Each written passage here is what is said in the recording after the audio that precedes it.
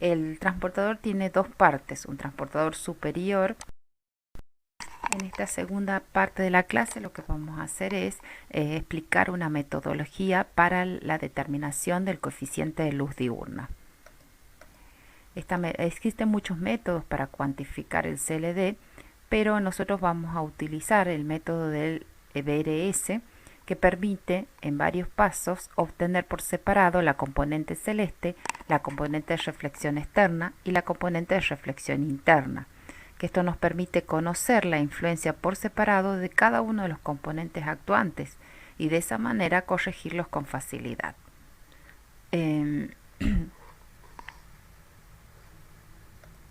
La componente celeste y la componente de reflexión externa lo vamos a sacar con estos transportadores que dependen del tipo de cielo. Para Tucumán adoptamos el correspondiente a cielo cubierto normal y dependen de la posición de la ventana. En este caso estamos analizando una ventana vertical, pero también existen los transportadores para ventanas horizontales.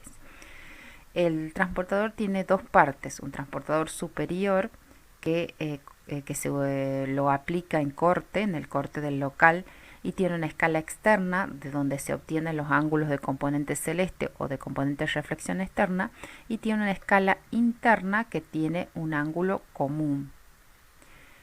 Un transportador que mide ángulos normales. Luego tenemos otra parte, que es la parte que se ubica en la planta del local que estamos analizando y que tiene semicírculos concéntricos que corresponden a los ángulos promedios de 0 grados, 30 grados, 60 grados y 90 grados. Tiene estas curvas, ¿sí?, que se leen su escala, su valor en el transportador en el semicírculo interior. Entonces lo primero que tenemos que hacer es ubicar en corte el plano de trabajo.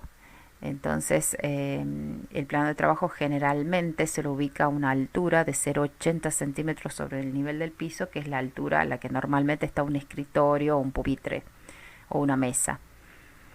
Si el plano de trabajo fuera más bajo, porque las mesas son más bajas o más altas, la altura sería distinta. Y en este caso, si estamos hablando de un local de uso general, donde no está ubicada en un punto específico las actividades visuales que se van a desarrollar en él, lo que se hace es hacer la determinación del CLD para un punto medio, ¿sí? Pero cuando sabemos la ubicación de los planos de trabajo o por ejemplo son oficinas o escuelas donde hay distintas ubicaciones de los escritorios, de los pupitres, lo que se hace es tomar como punto de análisis el punto más desfavorable, que es a 1 metro de la pared de fondo y a 1 metro de la pared lateral. En el caso de ejemplo que ustedes tienen, lo van a tomar en el punto medio del local. Lo primero que se hace es determinar el porcentaje en corte y después multiplicarlo por el factor correctivo debido al ancho de la ventana en planta. Entonces en corte lo primero que hacemos es ubicar el punto de análisis y trazar las líneas que unen el punto de análisis con el borde superior de la ventana y con el borde superior de la obstrucción. Y vemos que ahí se forma el ángulo correspondiente a la componente celeste que va a aportar luz al punto de análisis. Luego ubicamos el transportador y leemos los ángulos en la intersección de la escala externa con las líneas que hemos marcado que unen el punto de análisis con los bordes de la ventana y el borde de la obstrucción.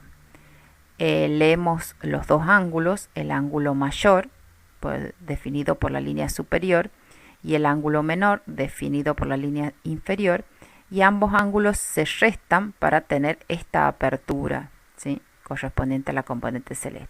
Entonces el valor más alto en este caso es 3%, el valor más bajo es 0,9%, lo restamos y obtenemos el valor de la componente celeste en corte, que en este caso nos da 2,1. Luego, si tienen una ventana que tiene vidrio hasta abajo, la parte por debajo del plano de trabajo no se la considera para el cálculo porque no estaría aportando luz al plano de trabajo por encontrarse debajo de él. El otro dato que vamos a necesitar es el ángulo promedio, es decir, trazamos una línea media por el ángulo de la componente celeste y leemos en la escala interior del transportador su valor, que en este caso nos da 20 grados. Este lo vamos a utilizar en planta. Entonces lo siguiente es dibujar la planta, ubicar el punto de análisis en el punto medio, como dijimos, ubicar la otra parte del transportador, trazar las líneas desde el punto de análisis hasta los bordes de la ventana y leer los coeficientes correctivos. Para ello vamos a ubicar primero el ángulo promedio que obtuvimos en corte, que era 20 grados. Acá tenemos los ángulos, son estos semicírculos. Entre el ángulo de 0 grado y de 30 grados ubicamos dibujamos el de 20 grados, que no lo tenemos dibujado. Y en la intersección de ese semicírculo con las líneas que unen el punto de análisis con los bordes de la ventana, buscamos la curva del transportador que pasa por ese punto y leemos en la escala interior del transportador el valor del factor correctivo. Como el eje del transportador, el cero del transportador está en el medio, ambos valores se deben sumar para tener la totalidad de este ángulo. Entonces simplemente los sumamos y los multiplicamos por el valor que obtuvimos en corte y obtenemos la componente celeste. En este caso nos da 1,05%. Si la ventana estuviera hacia un costado del local, la diferencia sería que los factores correctivos que obtenemos, en lugar de sumarse, se restan para tener esta apertura, ¿sí? Entonces el mayor valor se resta al menor valor. Y se multiplican por el valor en corte, ¿sí? Vemos que acá, a pesar de la misma dimensión de la ventana, el valor del componente celeste es menor porque llega menos cantidad de luz al punto de análisis. Entonces, obtenemos así la componente celeste para una ventana de 1 por 1,20. ¿Qué pasa si incrementamos en un 50% la superficie de la ventana? ¿Sí? En ese caso, los ángulos de componentes celestes aumentan, de 3% pasa a 5,5%. Los factores correctivos prácticamente no se modifican porque no hemos modificado el ancho de la ventana, sino solo en altura. Y a pesar de que solo hemos incrementado un 50% el tamaño de la ventana, vemos que el valor de la componente celeste prácticamente se ha duplicado, es decir, es el doble. Luego determinamos el porcentaje correspondiente a la componente de reflexión externa. También con la misma metodología, sacamos el valor en corte, luego sacamos los factores correctivos en planta y la única diferencia sería que eso lo tenemos que multiplicar por el coeficiente de reflexión de la superficie externa. O sea, que depende del color. Si la superficie externa es oscura, va a reflejar menos y su coeficiente va a ser más bajo. Si la superficie es más clara, va a reflejar más hacia el interior y su coeficiente de reflexión va a ser mayor. Entonces, de la misma manera, en el local ponemos el punto de análisis y trazamos la línea que une el punto de análisis con la parte superior de la obstrucción y el punto de análisis con la parte inferior de la ventana. Y ese es el ángulo que nos va a aportar luz al plano de análisis por reflexión de las paredes de los elementos exteriores. Ubicamos el transportador, leemos en la escala exterior los valores de CRE, restamos el ángulo mayor menos el ángulo menor y obtenemos el valor de CRE en corte. Sacamos el ángulo promedio, después lo vamos a utilizar en planta. Dibujamos la planta, trazamos las líneas que unen el punto de análisis con los bordes de la ventana, ubicamos el transportador, entramos con el valor del ángulo promedio que obtuvimos en corte, dibujamos el semicírculo correspondiente a ese ángulo promedio. En la intersección del semicírculo con las líneas que unen el punto de análisis con los bordes de la ventana, buscamos la curva que nos va a permitir leer en la escala interior el valor de los coeficientes correctivos. Los sumamos a ambos y los multiplicamos por el factor, por el CRE que obtuvimos en corte. Y de esa manera, y a su vez no nos tenemos que olvidar de multiplicar por el coeficiente de reflexión correspondiente al color de la pared que está pintada el elemento exterior. En este caso está pintado de blanco nieve, que le corresponde un coeficiente de reflexión de 76%. Entonces lo ponemos con su expresión decimal 0,76 y así multiplicando estos tres elementos obtenemos el valor correspondiente a la componente de reflexión externa en forma porcentual. Si no tuviéramos obstrucciones, no es que se adopta un valor cero, sino debido a las reflexiones que pudiesen producirse en pisos o paredes cercanas, adoptamos un valor promedio entre 0,10 y 0,15%, en el caso de que no hubiera una obstrucción externa. ¿Y cómo podemos hacer para aumentar la componente de reflexión externa? Muchas veces hay edificios que tienen ventanas hacia patios interiores y la única fuente de luz es por reflexión de la luz en las paredes que se ven a través de la ventana. Entonces una forma de aumentar la componente de reflexión externa es incrementando la superficie de vidrio, porque va a incrementar el ángulo que se ve, digamos, de esa superficie que refleja. Y otra sería usando colores claros en las obstrucciones exteriores, tratando de que sean los más claros posible para que reflejen una mayor proporción de luz. El otro componente que vamos a determinar es la componente de reflexión interna. También utilizamos un nomograma que lo seleccionamos en función de la posición de la ventana. Este es el que corresponde para ventanas verticales. El nomograma tiene varias escalas. Tiene una escala A que representa la relación entre la superficie de la ventana y la superficie total interior, es decir, la superficie de paredes, ventanas, pisos, techo. Después tiene una escala B en donde se vuelcan los valores de reflexión promedio. Se hace un promedio de la reflexión de los pisos, paredes, techos y ese valor se lo vuelca en la escala B. Luego tenemos una escala C, que es donde se lee el valor de la componente de reflexión interna. Si tuviéramos un elemento, una obstrucción externa, en lo que tenemos otra escala, que es la escala D, donde se debe volcar el ángulo producido por la obstrucción entre la ventana y la obstrucción. Y se lo vuelca en esa escala. Y se obtiene en la escala E el valor de la componente de reflexión interna con obstrucción. Entonces, lo primero que necesitamos saber es la relación de la superficie de la ventana en relación a la superficie total interior.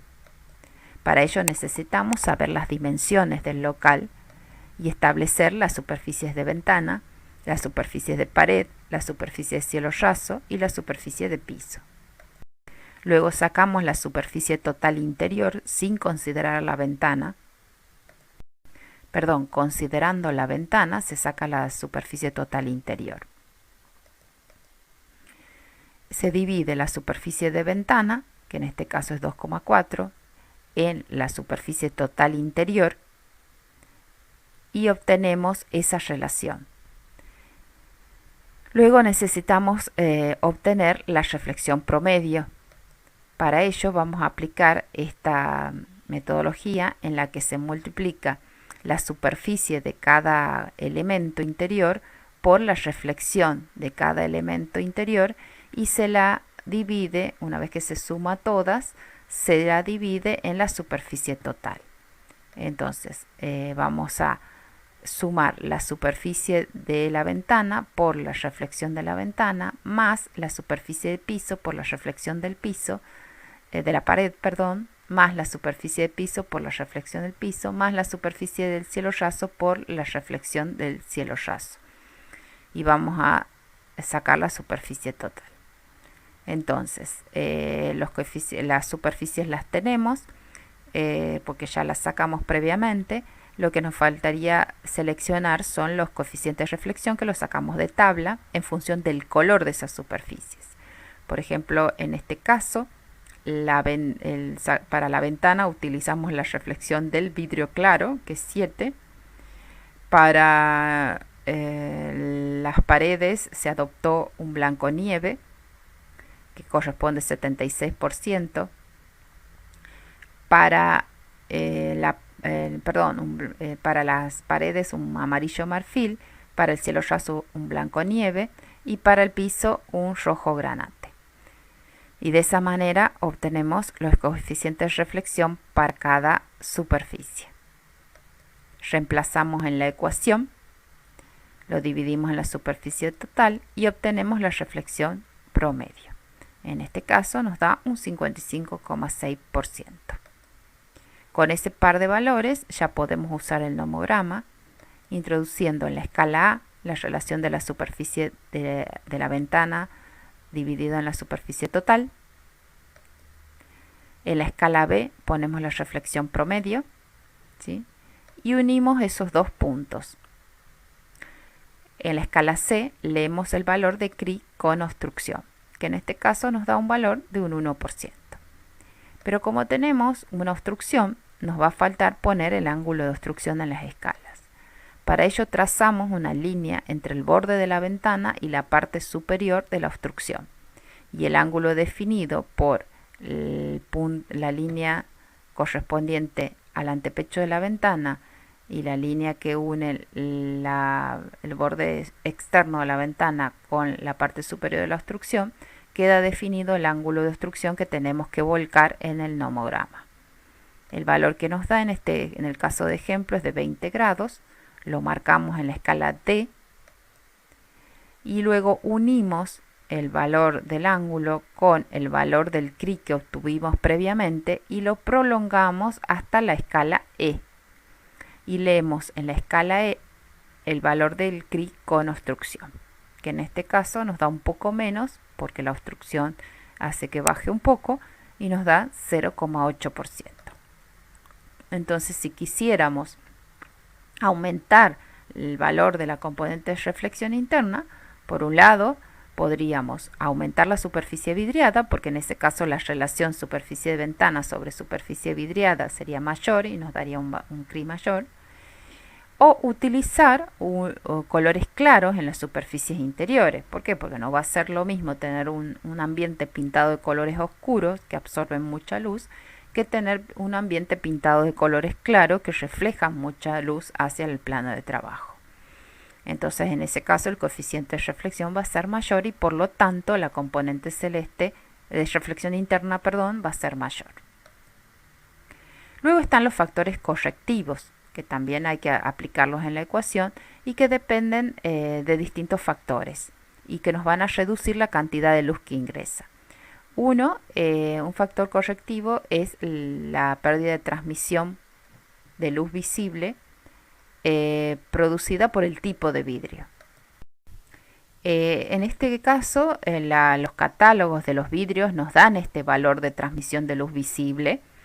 Nosotros acá le hemos puesto una tabla donde están algunos tipos de vidrios, como el vidrio claro, vidrios tonalizados, vidrios coloreados, en donde en función del tipo de vidrio va a ser el valor de tau. Obviamente, cuanto más oscuro sea el vidrio, menos luz va a dejar pasar. En el caso del ejemplo, nosotros hemos adoptado el correspondiente a un vidrio claro, que es 0,92, de entre 2 a 4 milímetros de espesor. Luego tenemos el factor de pérdida producido por los elementos opacos de la ventana, es decir, por la carpintería de la ventana. Cuanto mayor sea la superficie de carpintería, mayor va a ser este valor. Y lo obtenemos dividiendo la superficie de vidrio, neta de vidrio, sobre la superficie total de la abertura. Para ello tenemos que diseñar las ventanas y ver el tipo de carpintería que vamos a utilizar y sacar la parte neta de vidrio de la ventana.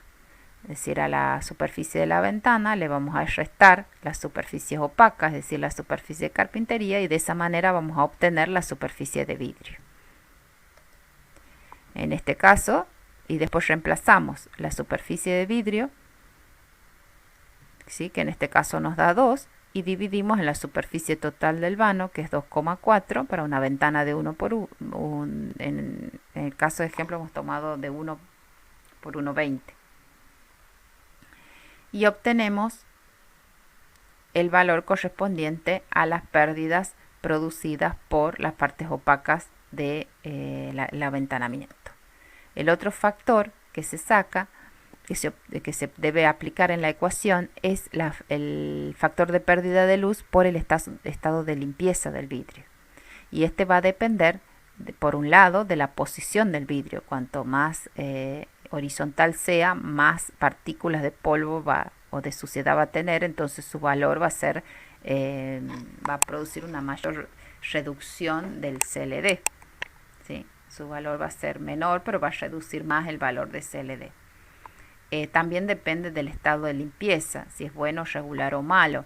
Generalmente en una vivienda donde hay un mantenimiento más continuo se puede adoptar bueno, pero por ejemplo en edificios públicos donde el mantenimiento es menos frecuente, tendremos que adoptar un vidrio regular. Y si hay ventanas que es muy difícil acceder para limpiarlas, deberemos adoptar un estado de limpieza malo. También cuando se selecciona el tipo de carpintería es importante tener en cuenta la facilidad de limpieza para que se pueda hacer un mantenimiento continuo de la superficie a fin de no reducir la cantidad de luz que va a ingresar por la ventana.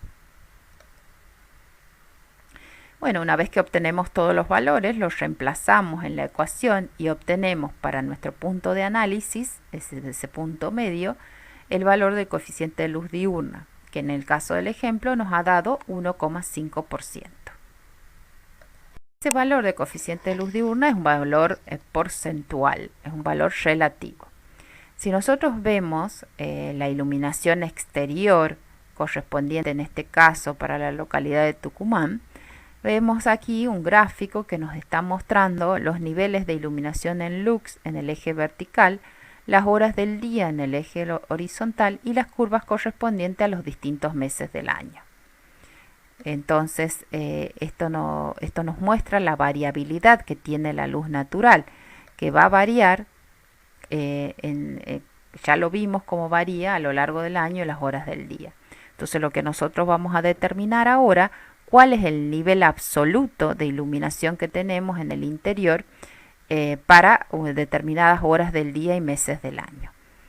Entonces, si yo quiero saber para el 21 de junio a las 12 horas cuál es la iluminación que voy a tener efectivamente en el interior, busco la curva correspondiente a junio, que es la que tiene valores más bajos de iluminación en el gráfico. Marco las 12 horas y en el eje vertical obtengo el valor de luxes para las 12 horas en el mes de junio. En este caso nos da 45.000 luxes. Es lo que tengo afuera, en el exterior de iluminación. Si yo dije o calculé que en el interior tengo un 1,5%, lo que tengo que hacer es sacar el 1,5% de lo que tengo afuera, que es el 100%. Lo que tengo afuera es 45.000 luxes. O sea que el 1,5% de 45.000 va a ser la luz que yo tenga en el interior, la iluminancia en luxes que yo tenga en el interior. ¿Sí? Ese es el porcentaje de luz exterior que me va a estar dejando pasar el aventanamiento. Con los valores que tengo en luxes y en CLD, puedo determinar a través de lo que son las normativas y las tablas de recomendaciones de niveles de luz en función de las tareas visuales, puedo determinar cuáles son los valores mínimos que tengo que alcanzar para un correcto desempeño de la tarea visual en el interior. Y esos valores mínimos que establecen los reglamentos o las recomendaciones va a depender de la función del local, que a su vez depende de la tarea visual que se está realizando en el interior. Entonces acá tenemos dos ejemplos, uno de las normas IRAN y otras de la Ley de Higiene y Seguridad, en donde me establece una tabla en función del tipo de actividad visual, los valores de CLD y para qué tipo de locales se deben verificar esos valores. También tenemos esta otra tabla que en función del tipo de edificio y de locales de ese edificio me establece el valor de CLD y los valores en luxes mínimos. Así, por ejemplo, para un estar de una vivienda que puede tener una tarea visual media, el valor mínimo de CLD que necesito es 2%. Menos de eso no es recomendable. Y los luxes mínimos que necesito tener para ese local es 100 luxes como mínimo. Nosotros teníamos 1,5% de CLD, es decir, que no llegamos al valor de 2% para esta función, y teníamos sí un valor de en luxes de casi 700 luxes, o sea que sí alcanzamos en luxes el valor mínimo, pero para junio al mediodía. Quizás si lo verificamos a los luxes a las 8 de la mañana no tendremos esos valores porque la luz exterior va a ser menor. Bueno, si nosotros en este caso hemos analizado un local al que se le ha ido haciendo determinadas modificaciones y calculando el CLD. Un local de estas dimensiones con una ventana de 2,40 por 1,30 pintado en su interior de colores medios a oscuros. Este local de estas dimensiones de ventana y de local nos da un valor, después de realizar el cálculo, de 0,7%, un valor de CLD. Vemos que no alcanza el valor mínimo de norma. Entonces lo que optamos, lo más fácil de realizar, es pintar el interior de colores claros, es decir, solo pintar la pared de interiores de colores más claros. Con eso logramos incrementar el valor de CLD prácticamente 0,4%, lo que equivale a un 60% más en relación al caso de referencia, la situación original del local, solo pintando de colores claros. Si yo a su vez de pintar de colores claros aumento el ancho de la ventana en un 50% de la superficie original, con eso logro aumentar a un valor de 2,4% el CLD, es decir, alcanzo y supero el valor de norma y la diferencia con el valor de referencia es un 240%, es decir, incrementando en un 240% el valor con respecto a la situación original. Es decir, que el valor que obtengo es 3 veces el valor de la situación original. ¿Y qué pasa si en lugar de aumentar esa superficie a lo ancho, lo aumento en altura? Es decir, hago la ventana más alta. En ese caso se incrementa un poco más el valor de CLD, porque estoy aumentando superficie de ventana en una zona donde tenemos una bóveda de mayor luminosidad, que es la parte alta. En ese caso tenemos una diferencia de aproximadamente un 300% en relación a la situación original. Es decir, ahí podemos visualizar claramente distintas medidas para mejorar las condiciones lumínicas en el interior de un local y cómo influyen estas en el valor de CLD. Dijimos, cuando hablamos de las funciones de la iluminación natural, que otro aspecto que hay que considerar es el deslumbramiento, es decir, que produce disconfort visual debido a las diferencias de luminancia que tiene que observar simultáneamente nuestro ojo en el interior o sobre el plano de trabajo. Una fuente de deslumbramiento es el ingreso de la radiación solar. Por su elevada intensidad produce contrastes muy elevados. Entonces una forma de evitarla es poniendo protecciones solares, evitando que la mancha solar ingrese en el interior. Otra forma sería trabajar con vidrios que no dejen pasar la radiación solar, para de esa manera evitar que incida sobre el plano de trabajo y nos dificulte la visión. Otra manera de evitar los contrastes es trabajar con un equilibrio de colores en las superficies interiores para evitar que haya superficies muy oscuras y muy claras que observemos al mismo tiempo y que nos produzcan un contraste muy grande y que nos produzca el deslumbramiento. Entonces es recomendable que el cielo raso sea claro, aproximadamente un 80% de reflexión, las paredes en tonos claros o medios, entre 50 y 70% de reflexión, el piso en colores medios, entre un 20 y un 40%, igual el equipamiento. También es recomendable lograr una buena uniformidad en el local, es decir, que no haya puntos más oscuros dentro del local, es decir, que el espacio esté bien distribuida la iluminación. Entonces, pero para ello para saber si tenemos una buena uniformidad necesitamos tener varios puntos de análisis, como es el caso de este local, en donde se armó una grilla donde se pusieron distintos puntos y se establecieron los CLD y los luxes en distintos puntos del local. En este caso es un aula de escuela. Con ese valor podemos aplicar con esos valores podemos aplicarle esta ecuación que nos indica que la uniformidad va a ser igual a los niveles de iluminación mínimo dividido en el nivel de iluminación promedio. Es decir, se busca el menor valor que nos da de iluminación en el local y se lo divide en el promedio de los valores que tenemos en todos los puntos de análisis. Si ese valor de uniformidad es mayor a 0,5, estamos hablando de un valor conveniente y recomendado.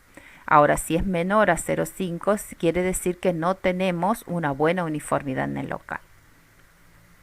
Entonces, ¿cómo podemos mejorar la uniformidad? En este caso, en el aula de escuela, vemos que acá en corte le corresponde un valor de uniformidad de 0,2 y vemos que los valores de CLD, si bien próximos a la ventana son altos, caen rápidamente hacia la profundidad, bajando prácticamente a partir del primer tercio del local, de la profundidad del local, prácticamente por debajo de un 1%, que no es un valor recomendado, sino para aulas de escuela por lo menos un 2%. Entonces vemos que con una iluminación en una sola pared no se logra una buena uniformidad. ¿Qué pasa si nosotros ponemos una ventana en la pared opuesta? En ese caso, no solo incrementamos la uniformidad, que se va a un valor superior a 0,5, sino también se aumentan los niveles de CLD, manteniéndose prácticamente en un valor de 2% en toda la profundidad del local. Entonces, el aventanamiento en paredes opuestas, el aventanamiento bilateral, es lo más recomendado si uno quiere tener una buena iluminación en el interior de un local. Otro recurso al que podemos recurrir para una buena distribución de la luz en el local es a este sistema, por ejemplo, de estantes de luz que se colocan en la ventana y divide la ventana en una parte superior y una parte inferior. El estante tiene una parte que se proyecta hacia afuera que permite otorgar sombra a la ventana que está en la parte inferior. Y a su vez se proyecta hacia adentro, produciendo una fuente que por reflexión de la luz solar que incide sobre él y por sucesivas reflexiones en los cielos rasos, permite iluminar la profundidad del local. ¿Sí? Entonces este estante de luz actúa como un foco de luz que dirige la luz hacia el cielo raso. Ahí vemos en las fotos cómo se ilumina el cielo raso. Eso permite mayores niveles de iluminación en las zonas más profundas del local. Y eso lo podemos ver en este esquema, en donde se ve la variación del CLD en una situación del local que tiene ventanas sin bandejas, en donde vemos que cerca de la ventana tenemos valores altos de CLD, pero decaen hasta valores muy bajos en la profundidad local. La incorporación solamente de la bandeja de luz hace que la iluminación se mantenga con valores altos hasta aproximadamente los 2/3 de la profundidad local, bajando solo en el punto más alejado de la ventana. Pero no solo hay una mejor distribución de la luz, sino que aumentan los niveles de iluminación. simplemente por la presencia de ese elemento.